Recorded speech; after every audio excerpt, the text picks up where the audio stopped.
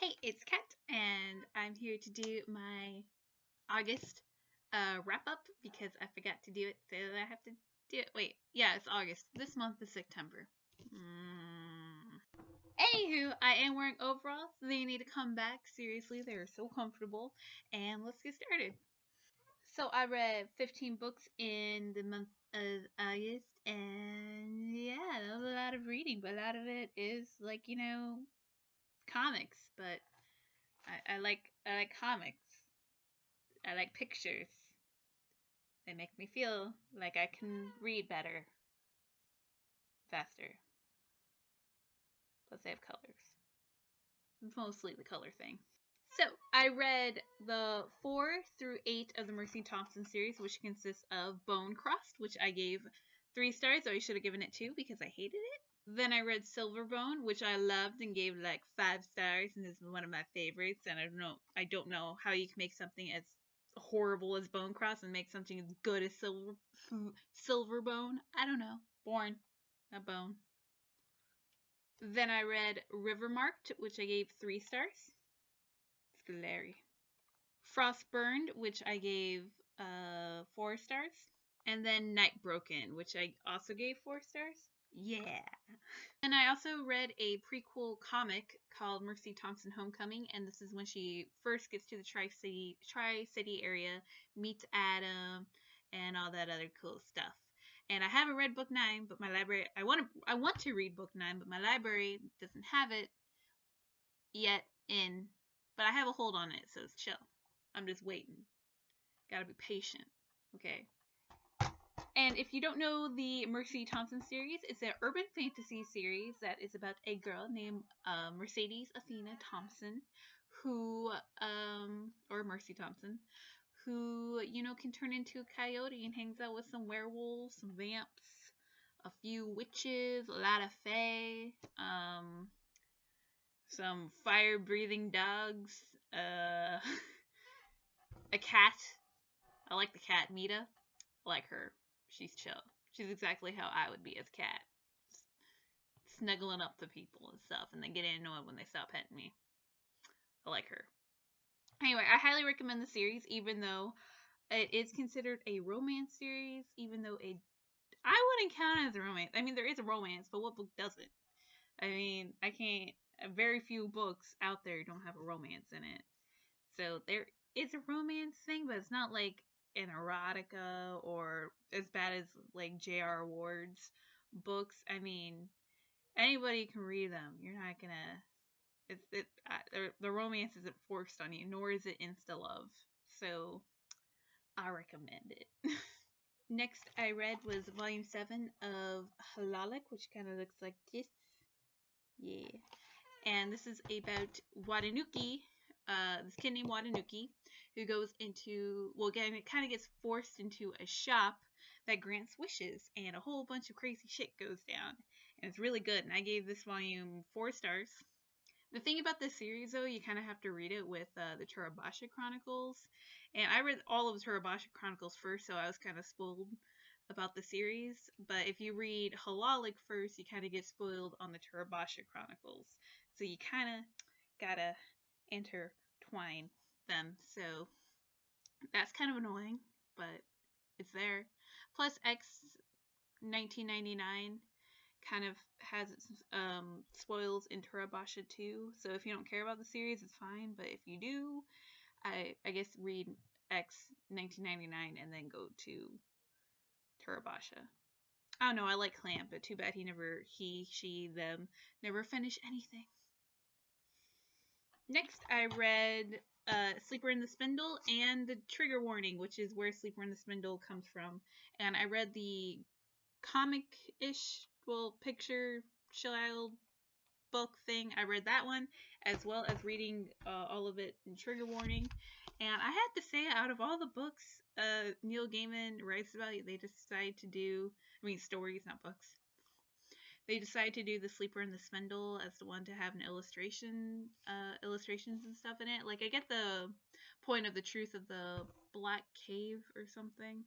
That will make sense because, oh my gosh, that one's intense and deserves to have like pictures and super creepy, and I think that should have had illustrations.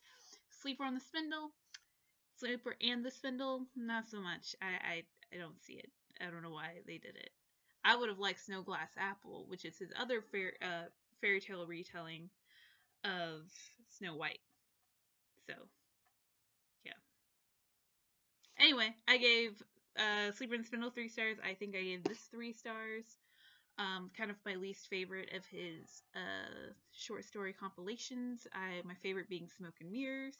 So check out that one. Yeah.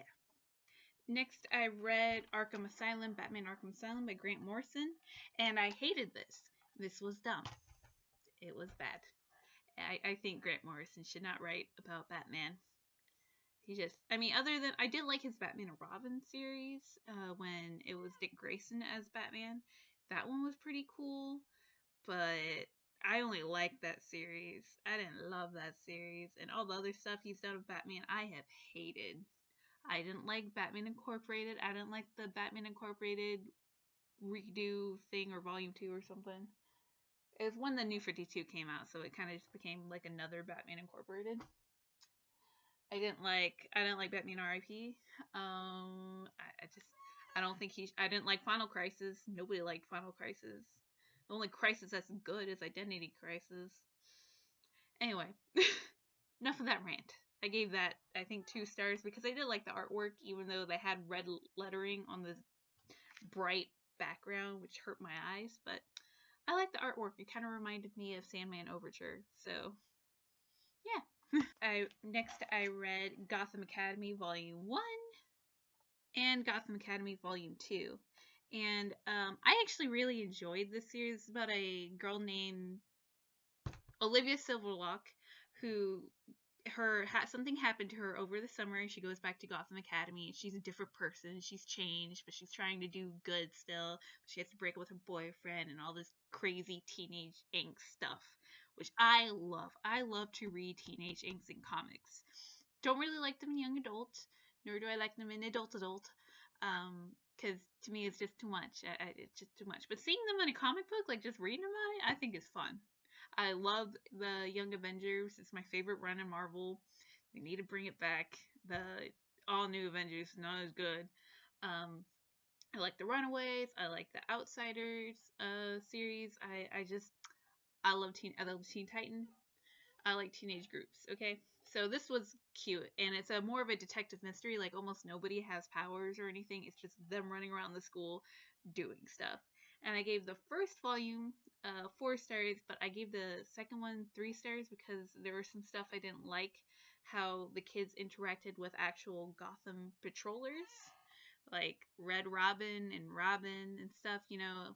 And they run into they run into Damien, and some stuff in that I didn't enjoy, but I say pick it up and give it a go if you really like teenage angst and stuff. Also, you don't really need to know the Batman world to get into Gotham Academy. It's just you just got to know that Batman exists. And then after that, meh. You do. It is nicer if you do know some things about the Batman universe because there's little hints and little like what are they called? Easter eggs. So yeah. Next, I read Volume 1 and Volume 2 of Mouse Guard, and it looks so cute. Look how cute they are. They have little hats.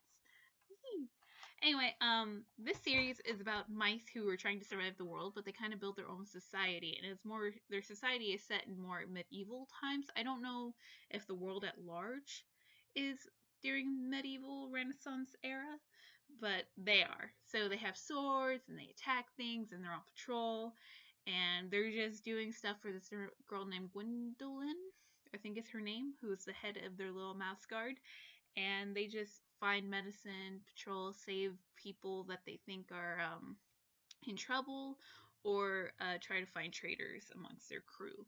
And it's really cute. I gave both volumes 3 stars. It just doesn't really bring anything to the table of the graphic novel plethora that's out there. It doesn't. I mean, other than it being about mice, there's nothing that stands out about it. And there's been comics about mice before, so this isn't that new. Though it's really cute.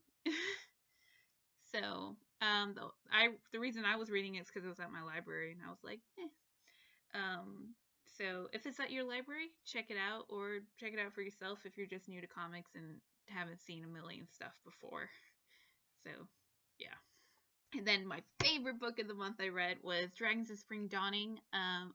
This is the third and final book of the Dragonlance Chronicles. It's not the end of the Dragonlance, nor all the characters in here except for a few.